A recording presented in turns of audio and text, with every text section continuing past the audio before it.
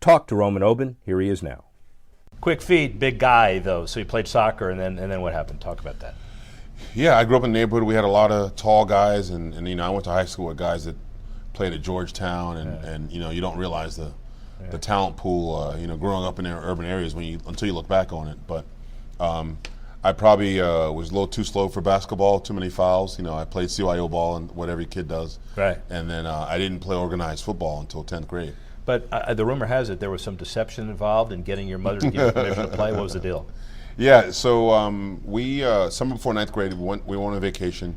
I was in Atlanta with my aunt, and then we came back like the day before Labor Day, and I couldn't actually sign up for football because my mom didn't know. It started like in August, the tryouts and all that stuff. So I had to wait until the next year, and she actually didn't want me to play. So I remember as a kid watching an old episode of General Hospital, like the Luke and Laura days. And then you're going to link back to the end of this. So General Hospital, how did that relate to football? What happened? So there was an episode where someone took a signed check, put a piece of paper over it, and traced the signature, and then practiced the signature.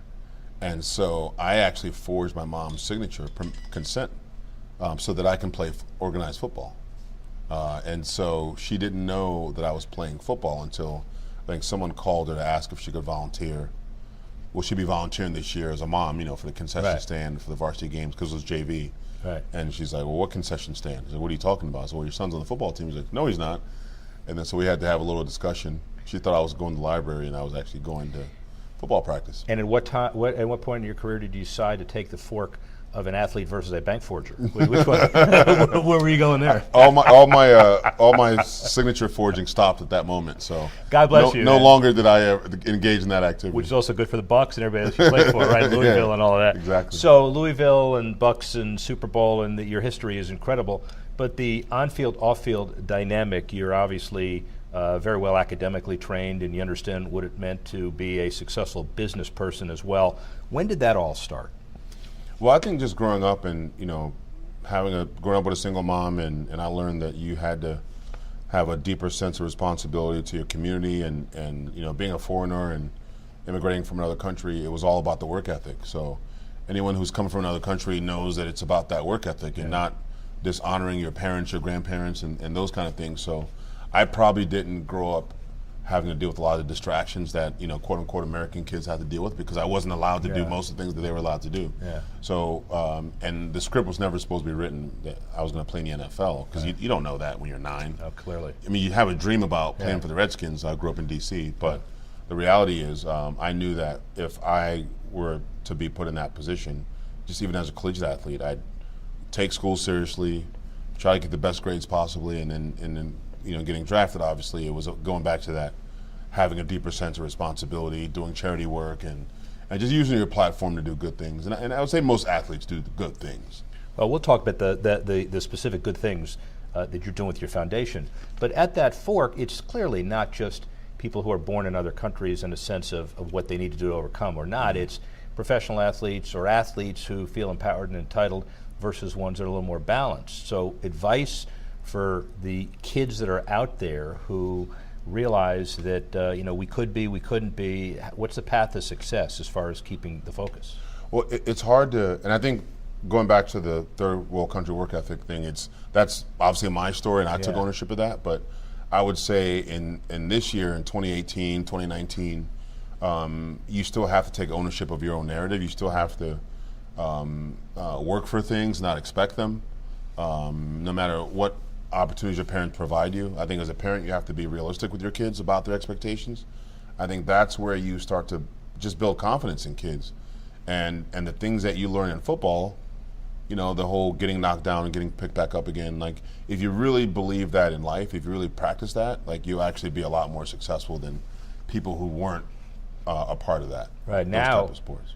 Now you come full circle. Now you're pro, Super Bowl champion, college, all of that, and you're inside the NFL as the VP of Youth and High School Football. What was appealing to you to take this, and kind of what are your responsibilities today? Well, back in 2010, 2011, I'd been out of the NFL for a couple of years at that point. I was doing a lot of things in the community. I was coaching my kids. I was starting, flag business and trying to, kind of forge my place in the marketplace. And And I was doing a lot of different things, and then there became an opportunity for me to work at the league office, to come in as director of player health and safety in the youth football vertical. And I felt like I selfishly wanted to say, how can I create a better environment for my kids when they get older, because they were playing football and they were in the middle of it, right? Then I had an 8th and a 5th grader at the time. And so I saw the discussion was inherently negative about football. I knew the reality for me about what football did for me and what it still does for a lot of kids, a lot of families, just growing confidence in a kid who couldn't speak English. You know, I mean, I learned watching Happy Days and Three's Company and all those sitcoms. That's the way you learned English? Well, that was how I practiced. But by the way, you've come a long way since then, just so you understand.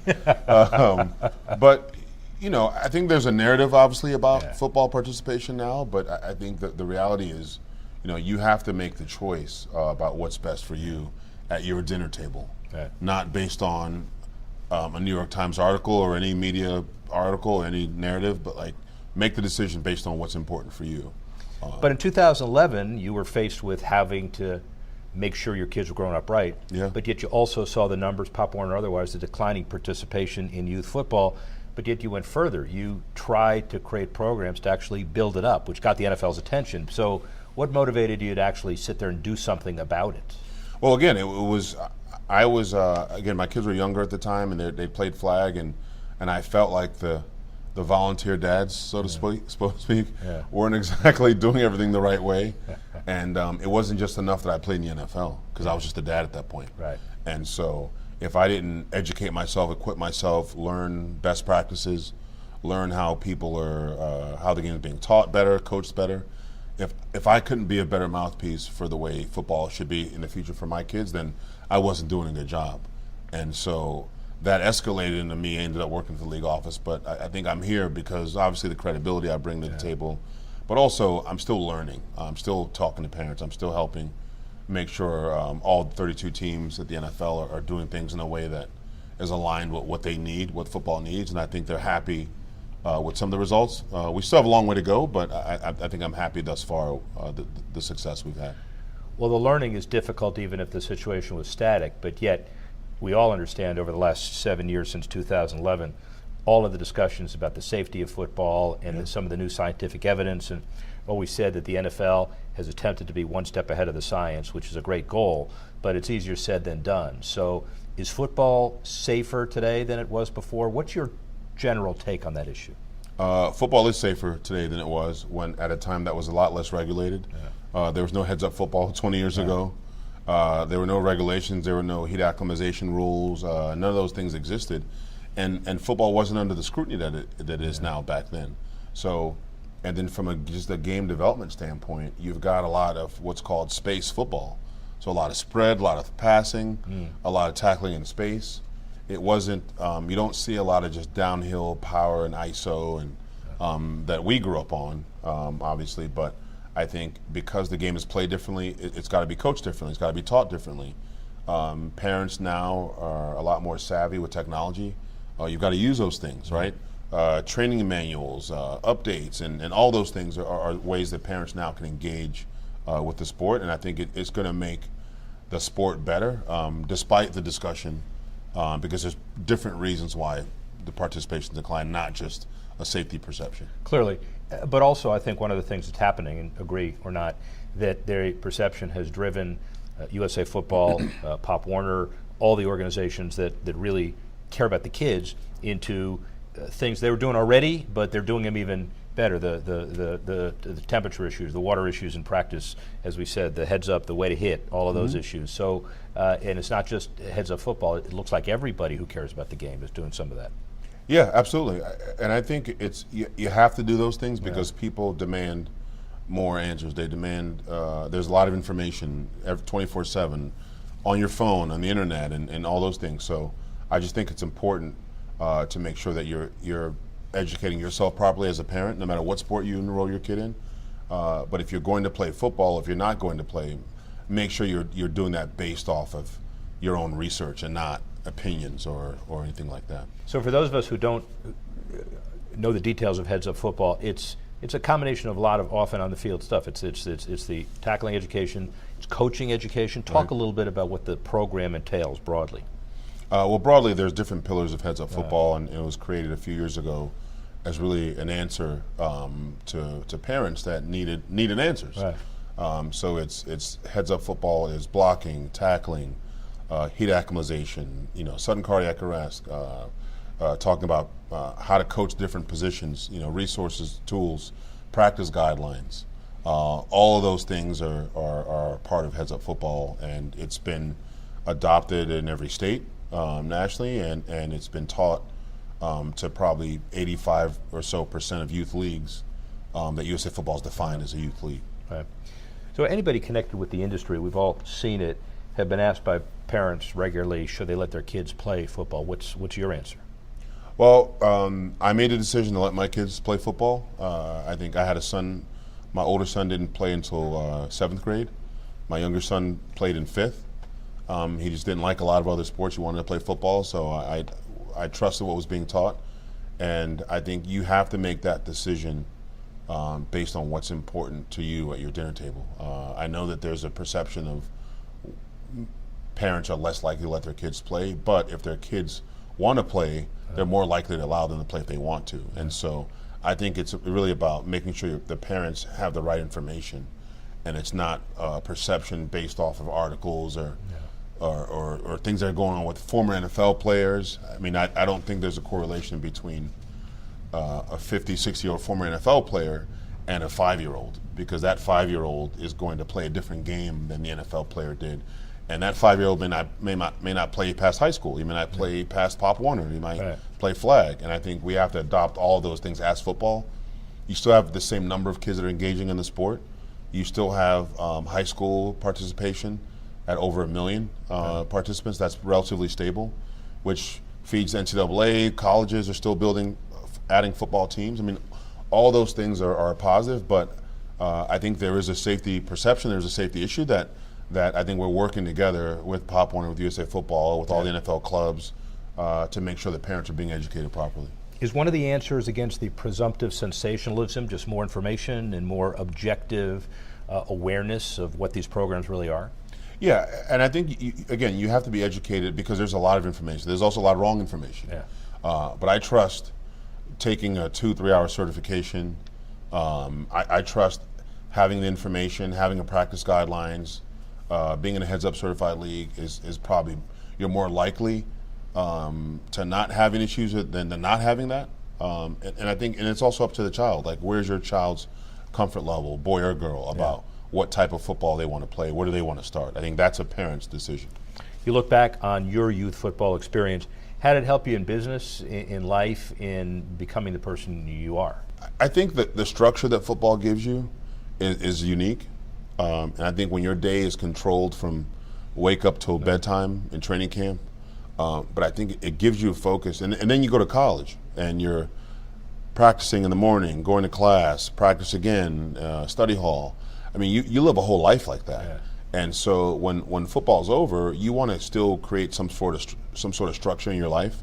You look on social media, you've got motivational Mondays and all these things that you see. But when you grow up in a locker room, it's all character leadership quotes all over the building. It's all buying in. It's all being accountable to the team. And that's why a lot of football players, a lot of student athletes become great salesmen. They become great people in the financial sector, banking, those result-oriented professions. I think you see a lot of athletes that gravitate towards that because it creates that sort of accountability, and that's either you win or you lose at the end of the day, and there's no in between. I think that's something that athletes can all take with them, that they learned as kids through college, and then if you play in the NFL, you've literally lived in a whole life of learning things that way. And I assume your sons get it too. I mean, the same kind of dynamic and process and rigor and training. Yeah, and I think, one thing I've learned, when you have a different generation, we grew up yes sir, no sir, and because I said so. Mm-hmm. Yes ma'am, no ma'am. Now that doesn't work anymore. It doesn't always work, but for me as a parent, it's now, we're doing this because, and this is why it's important.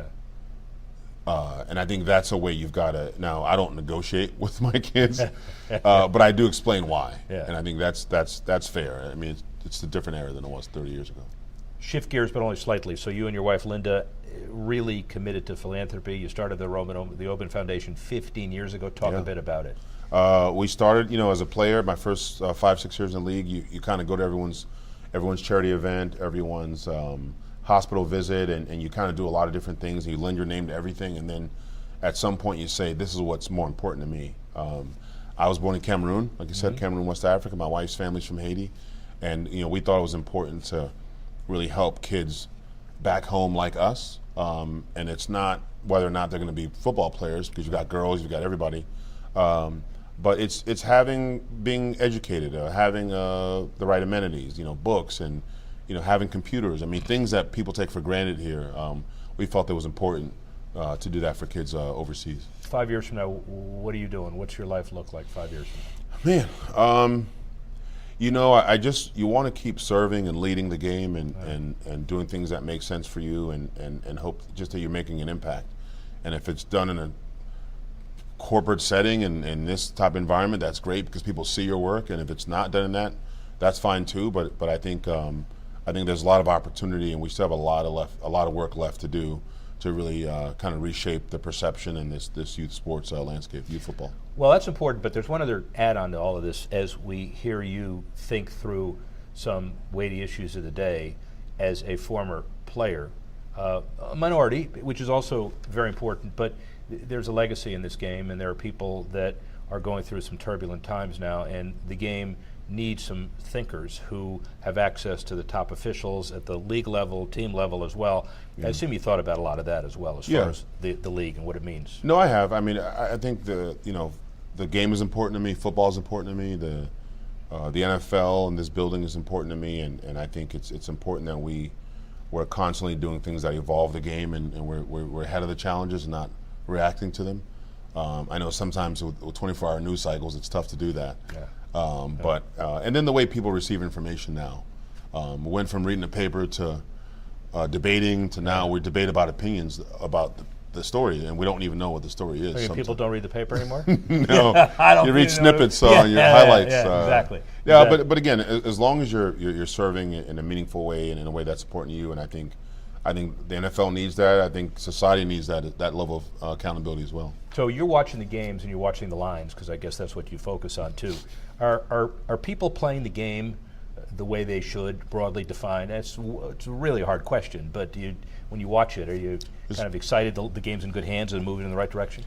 From a football standpoint? Yeah, I think, and I've spoken to some of my old basketball guys about this, where you say the game's become more athletic, but you had more football players like 20 years ago, right? You had, the guys that would play hurt and all that stuff, and I think that's not, that's an anecdote, but I think it's my generation dealt with different issues. This generation is dealing with different issues from a quality of game. I mean, players now want more expression. You should applaud that, and as long as they're using their platform for good, that's always a good thing. But just from an X's and O standpoint, all the scoring and all the passing yards, and you feel bad for some of the old quarterbacks. Yeah. I remember Joe Theismann. I don't know if he threw the ball 15 times a game when I was watching it as a kid, watching the old Redskins. But now, I think Drew Brees is going to probably second or third all time by the time he retires, if he keeps throwing that ball. Wait till my buddy Larry Little talks to you about Bob Greasy throwing 7